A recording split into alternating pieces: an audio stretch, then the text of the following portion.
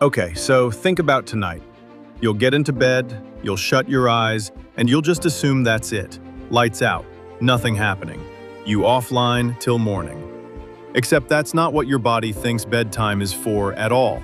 The second you drift off, it gets to work, switching parts of you off, freezing your muscles, cooling you down, doing stuff to your brain that honestly sounds made up. And you sleep straight through every bit of it. You've actually already felt the opening move, that weird jolt that yanks you awake right as you're dozing off.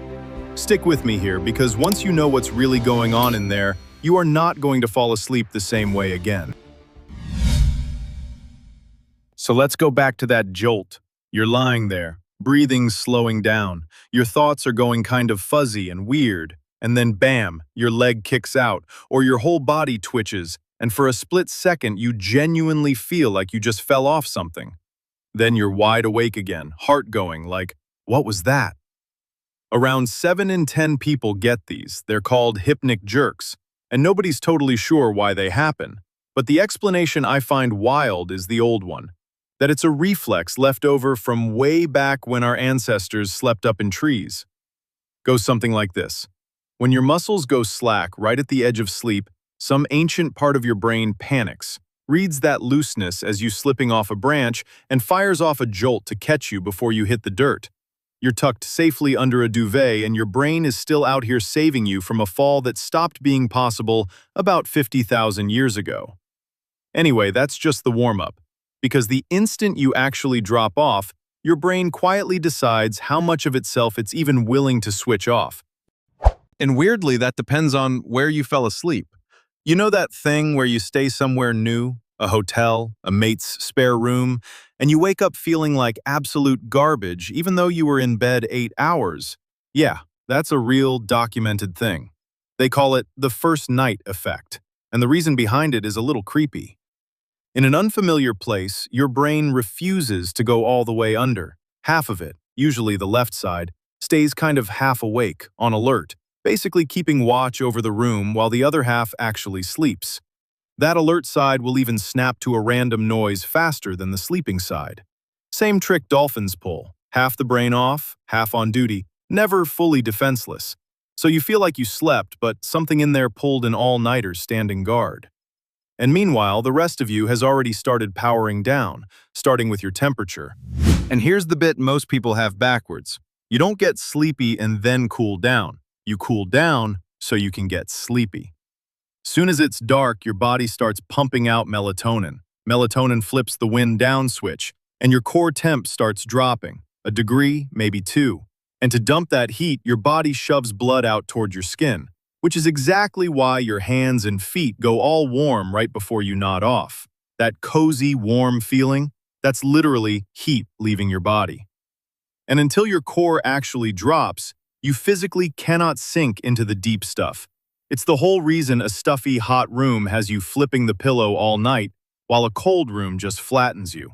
Your body has to chill you before it'll let you go. And once you're properly under, okay, this one's strange, you start getting taller. Not forever, but for real. All day, gravity's been leaning on your spine and squashing the little discs between the bones. They're soft, sort of spongy, and a whole day of standing and slouching squeezes a bit of water out of them, so by night you're honestly a touch shorter than you woke up. Then you lie flat, the weight lifts off, and those discs slowly drink the water back in and plump up again, so you stretch back out over the night, a centimeter, sometimes 2. And if that sounds way too tiny to care about, look at astronauts. Float around with zero gravity pressing on your spine for long enough, and you can stretch up to 3% taller. Some of them come home visibly taller than they left. You've not got zero gravity, you've just got a mattress, but the same thing's quietly happening to you every night, smaller scale. And right about now, your brain unlocks the single most valuable stretch of the whole night. Deep sleep. The heavy stuff. The kind where if your phone went off, you'd answer it sounding drunk with no idea what day it is. And your body actually races to get down here as fast as possible, because the payoff is huge. A gland in your brain dumps out a massive hit of growth hormone, the biggest single release you'll get in a whole day. And that hormone is basically the repair crew clocking in, going round rebuilding muscle, hardening bone, patching all the little wear and tear from the day, topping your immune system back up. All that recovery you think you earned at the gym, or that healing while you're sick, most of it goes down right here, in the dark, while you're completely gone, which is the nasty catch with cutting sleep short. Deep sleep is the first thing on the chopping block, so the repair just never gets done. And while your body's down here doing maintenance, your brain upstairs is running something that's actually kind of beautiful. It's playing your day back while you lie there not moving a muscle.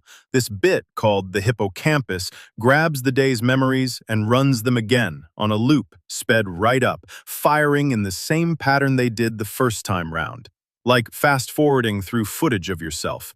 And as it replays them, it's quietly filing the keepers into long-term storage and letting the rubbish dissolve. Which, by the way, is exactly why pulling an all-nighter before an exam blows up in your face.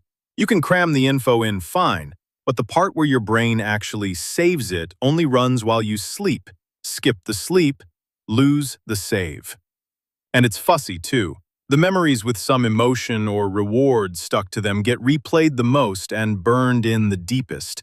The stuff that meant something to you is the stuff your sleeping brain fights to hang on to. Then, about 90 minutes in, the whole thing changes gear, and your brain pulls a move that, if you sit with it, is genuinely unsettling. It switches your body off. This is REM, the dreams that feel like full-on movies. And during it, your brain lights up almost as hard as when you're wide awake, which makes an obvious problem. If you're dreaming, you're sprinting, or throwing punches, or jumping off a roof.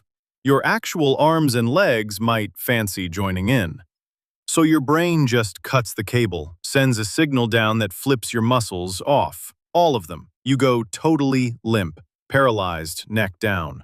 The only things still allowed to move are your eyes and the muscles keeping you breathing. It's a lock that stops you physically acting out whatever's playing in your head, and it's nearly perfect, but every now and then the timing slips and you wake up before it lets go. So there you are, awake, eyes open, fully aware, and you cannot move, not one finger. That's sleep paralysis.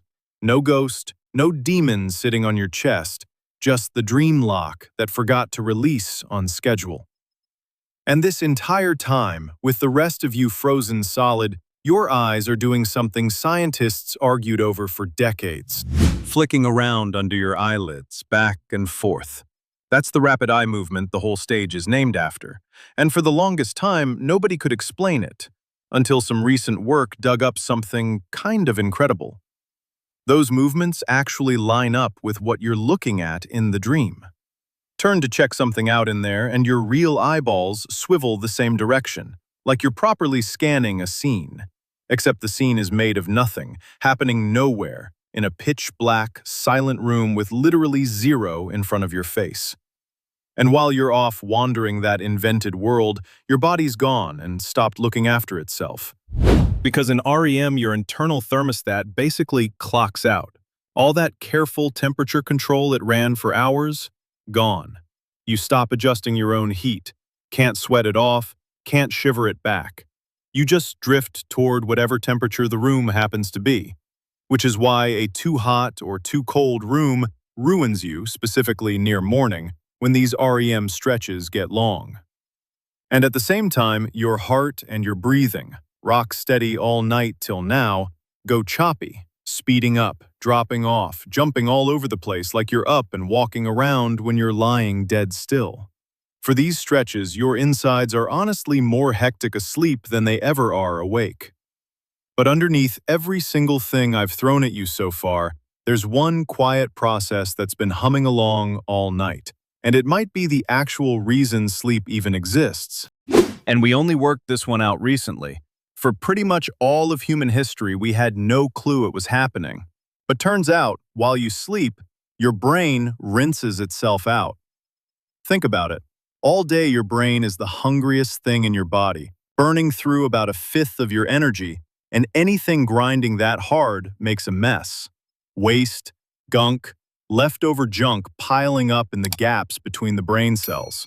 And there's no good way to flush it while you're awake and using the place. So it waits. And then deep sleep hits, and it just goes for it. The brain cells actually shrink down. The gaps between them open up, and fluid comes flooding in, washing through in slow waves and dragging the day's garbage out with it.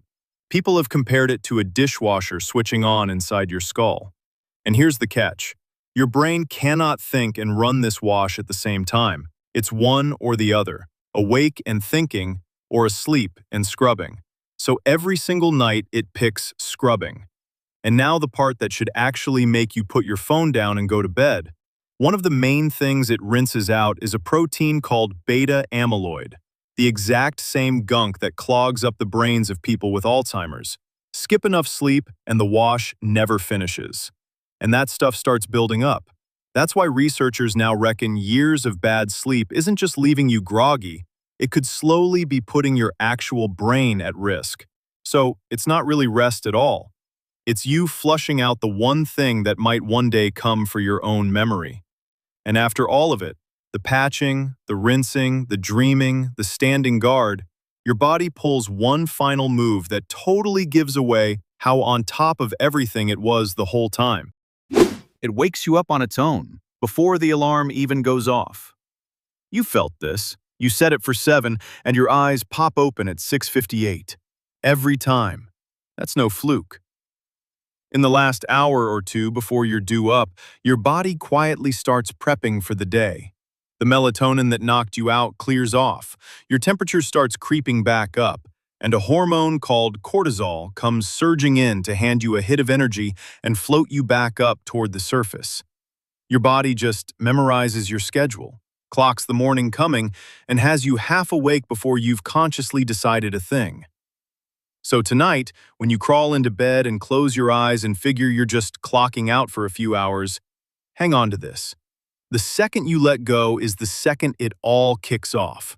The watching, the cooling down, the stretching back out, the rebuilding, your whole day getting rewound and replayed. Your body bolted to the bed, your eyes chasing a world that was never there, your brain getting hosed clean. All of it. Every night, while you'd swear blind you were just lying there doing absolutely nothing. You were doing the exact opposite of nothing. You were just the one person in the room who had no idea any of it was going on.